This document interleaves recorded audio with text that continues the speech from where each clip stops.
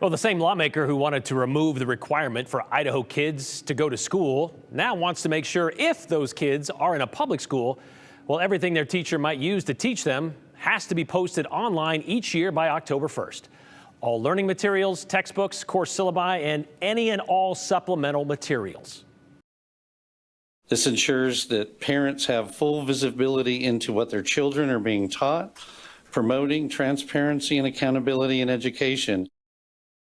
Yes, accountability in education. More on that in a moment. This bill was introduced in the House Education Committee, by the way, so it didn't take long for the one and only teacher on the committee with a master's in education and 20 years experience in the classroom to speak up. Representative Monica Church from Boise.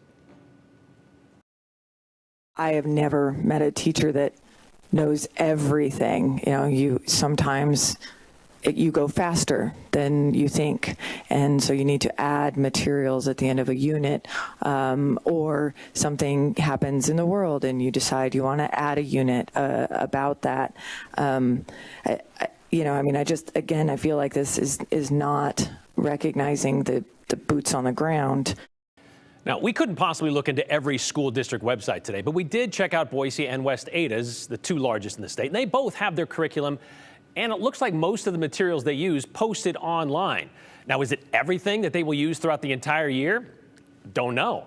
And we don't know if this is across the state that most districts are doing this. But there's another part of this bill that caught Representative Church's attention, which basically says classroom instruction by public school personnel on sexual orientation or gender identity cannot happen in kindergarten through third grade. Representative Church was curious about that language. Like, what does that mean?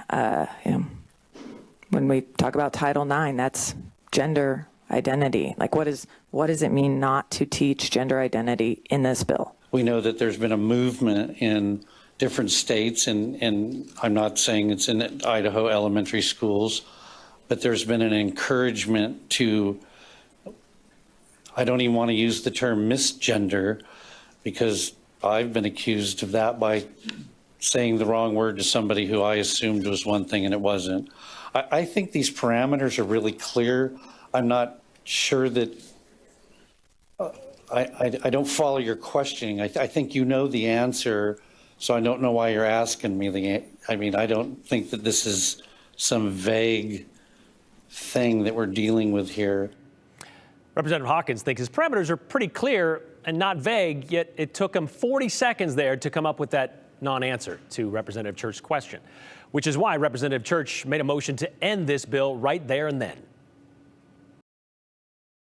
The sponsor has admitted that, one, this may not be happening in Idaho and so not necessary, and two, it is very difficult for a public school teacher or administrator to uphold rules when the definitions are not clear. And if a second grader asks, why is there a girls basketball team and a boys basketball team, that could very clearly fall under personnel talking about gender identity from kindergarten through third grade. True. Well, then there was another point made by Representative Mark Sauter on the committee, who reminded the rest of the committee about yesterday's passage of House Bill 93. Would there be a consideration to amend this bill, the one introduced today, to include all schools, public and private, since, well, Idaho tax dollars are being used for private school education is just one signature away from becoming a reality? Representative Hawkins said that was outside the scope of what they were talking about today. So, in other words, likely no.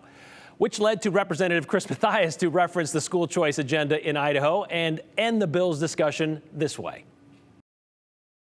There is no competition in the school choice market because we put regulation and requirement. We just stack them up on the public schools. So to suggest that they're able to compete with private schools is just nonsense. Yeah, layers and layers of rules and regulations, which is understandable because as a taxpayer, you should expect some accountability for your return on your investment. But that's not necessarily the case with the recently passed parental choice tax credit bill, which is awaiting Governor Little's signature. House Bill 292, the bill was approved for printing, and we will see if it does get a hearing in the House Education Committee.